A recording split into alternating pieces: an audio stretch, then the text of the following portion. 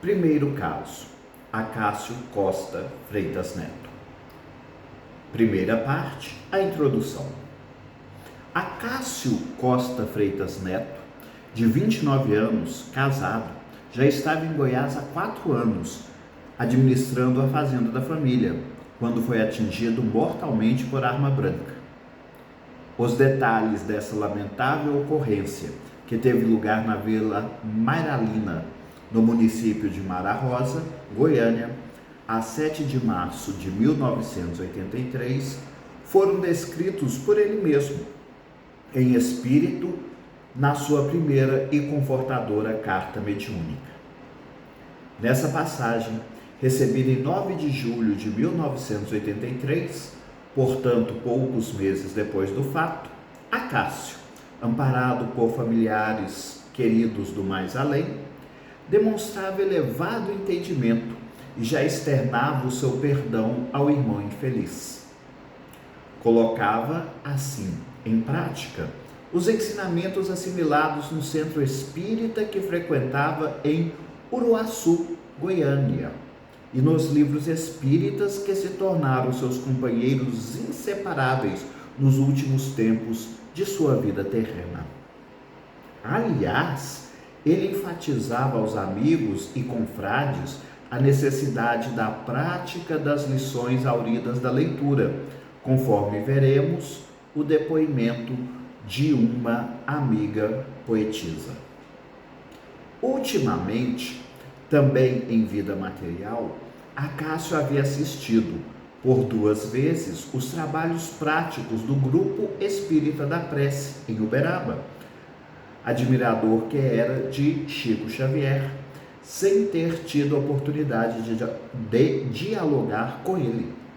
E nessas ocasiões, nunca imaginando, certamente, que naquele mesmo salão viria em espírito, como mensageiro do bem e do amor, para consolar e orientar seus queridos pais, esposa, filhos e familiares, em testemunhos que muito nos enriquecem e sensibilizam. Parte 2, a primeira carta. Querida mãezinha Neuci, com o papai Ademar, receba os meus agradecimentos, com os meus pedidos de bênção e apoio, como sempre. Sou conduzido pela vovó Maria Rola, que me encorajou a trazer-lhe notícias. Estou bem, depois de um período difícil de reajustamento. A separação compulsória de Missilene e meus filhos, dos queridos pais e de todos os nossos, de começo me arrasava o coração. Graças a Deus, amparado por minha avó Maria e pela vovó Ana, reconheci que me cabia esquecer as condições amargas que cercavam a minha libertação da vida física. Mãezinha Neuci, compreendo que foi vítima da lâmina que me penetrou o peito pelas costas, mas penso em Jesus e estou confortado por não ter erguido a mão para revidar. Aliás, o pobre amigo que me separou do corpo estava superexcitado e incapaz de controlar os próprios impulsos. Tive a infelicidade de recusar-lhe a mão de amigo no momento em que a irritação igualmente me assinalava e, de certa forma, devia, de minha parte, solicitar-lhe desculpas e ofertar-lhe a mão em sinal de amizade e entendimento. O meu gesto de indiferença gerou nele a excitação com que ele me cortou o corpo, quando eu precisava tanto continuar a viver em família. Naquela hora, tarde demais para qualquer conciliação, pensei nos pequeninos nossos que eu deixava, o Acácio Júnior e outros, entre os quais coloco o nosso Rodrigo, que sendo o meu filho, aparentemente fora de casa, nunca esteve fora de nós.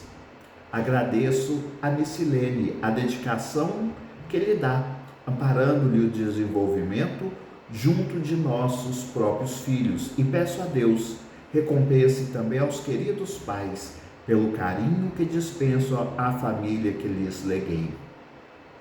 Desejo terminar pedindo ao papai e aos nossos familiares não agravarem a situação do companheiro a quem não posso censurar. Deus nos criou irmãos uns dos outros e não posso considerar como agressor o amigo que continuo a respeitar por filho de Deus e meu irmão perante a vida.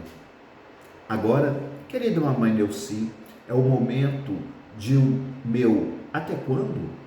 Sabe Deus. Contento-me com a certeza de que estamos todos unidos para sempre. Querida mamãezinha e querido papai Ademar, recebam com a esposa e meus filhos queridos a gratidão e a confiança inalteráveis do filho e amigo de todos os momentos. Parte 3, segunda carta. Felizmente, vou seguindo com melhoras evidentes. A lâmina do nosso infeliz irmão, que me despojou do corpo em Maralina, não me afetou o espírito. Já consigo orar pela tranquilidade dele e pela proteção maior do alto em seu benefício. O ódio não se enquadra em nossos pensamentos e compreendo hoje que todos aqueles que se fazem agressores são irmãos doentes que necessitam muito mais de amor do que castigo. Parte 4, a terceira carta. Querida mamãe Neuci, peçamos a bênção de Jesus em nosso favor. Desde muito venho ensaiando alguma carta em que lhe possa dizer das minhas preocupações. Hoje, no entanto, não posso calar o que me vai no espírito. A senhora está sabendo que se formará o júri para julgar o pobre amigo que me retirou o corpo. Mãe, não fui eu quem agrediu ou feriu alguém. E por que meu pai Ademar deseja um tanto ardor a condenação de um homem que é filho de Deus tanto quanto nós? Nem todos os nossos familiares me recebem as notícias com a fé viva de quem sabe que a morte não existe. Mas, através do seu carinho materno, peço ao meu pai Ademar que não conduza a família para Mara Rosa, para ver o tormento de um homem à frente de acusações que nunca supôs receber. Meu pai tem autoridade, tem forças para conduzi-la, com todos os nossos, à cena patética em que meu agressor, hoje meu irmão, ouvirá as palavras que lhe custarão duras penas. Não compreendo por que meu pai Ademar não consegue me escutar. E se os papéis fossem trocados, se fosse eu o agressor, não teria ele bastante coração para me defender? Não será bastante para o amigo que lá está por Maralina e Mara Rosa, amargando ásperas reflexões?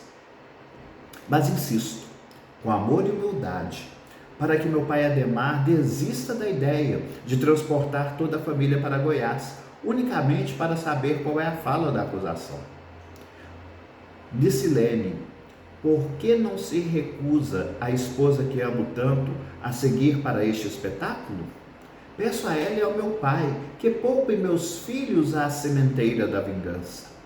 Acaso Frederico e Tati, com o irmão, ficaram marcados para sempre com a ideia de que um delito de sangue somente se apagará à custa de mais sangue.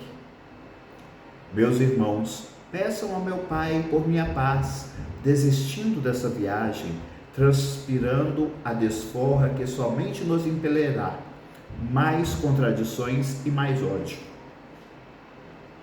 Busseau, Wellington e César me auxiliem.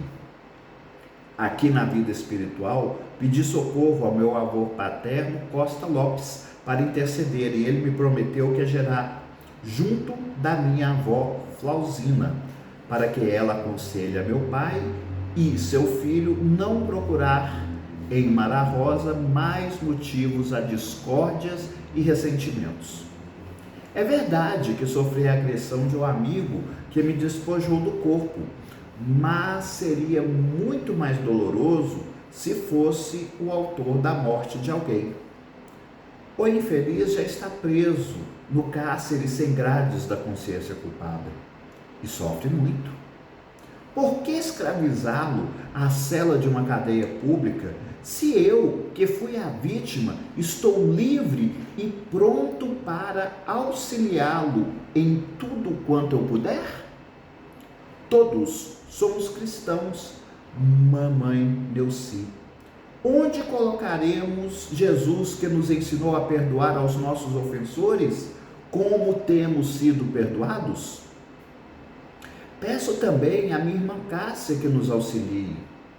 Se meu pai insistir, se as minhas palavras para ele forem letras mortas, então não serei eu quem vá pregar indisciplina à nossa família. Meu pai é aquele homem que perdeu a juventude por nossa causa, que trabalhou pela vida inteira para que crescêssemos felizes. Se meu pai insiste, peço-lhe, minha mãe, acompanhá-lo, colocando a paz onde a perturbação se estabeleça. Se sou obrigado a pedir compaixão a meu pai para um homem sofredor, eu me sentirei na obrigação de também acompanhá-lo e acompanhar a família até Mara Rosa, para influenciar no auxílio aquele que, considerado réu, é meu amigo no silêncio do coração. Aqui ficam, minha mãe Neuci, os meus pedidos ao seu coração, que conhece a misericórdia de Deus e a exerce todos os dias em nosso favor. Se formos felizes ou não em nossa iniciativa, que Deus abençoe a todos nós.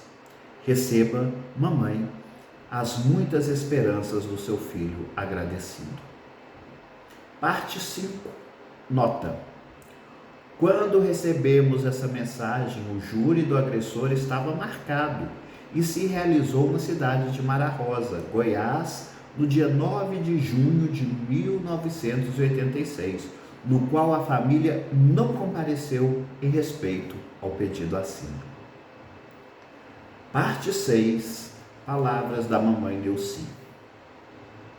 Acácio, quando você chegou, trazido pelas mãos de Deus, numa tarde do dia 13 de janeiro, o Pai Celeste esculpiu sua beleza, pintou seus olhos de verde do mar, encheu de bondade o seu coração e nolo entregou belo, alegre e dócil. Você nos foi emprestado e agradecemos ao Pai pelos poucos anos que o tivemos, filho amado, pela felicidade que eu tive de tê-lo comigo. Por que havemos de tomar o lugar do juiz? Extinguir a vida do próximo que pertence a Deus? Compadeçamos-nos dos nossos irmãos que estão dentro desse ciclo de violência que atravessamos. Parte 7. Agradecimento da família.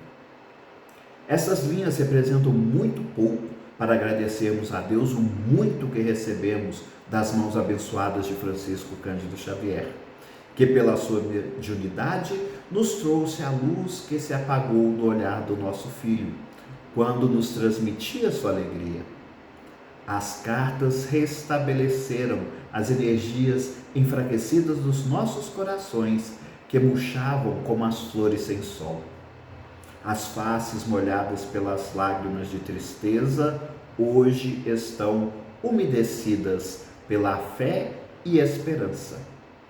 O sorriso que se intimidara hoje existe, natural e compreensivo, a colaborar com outras vidas que a mão abateu.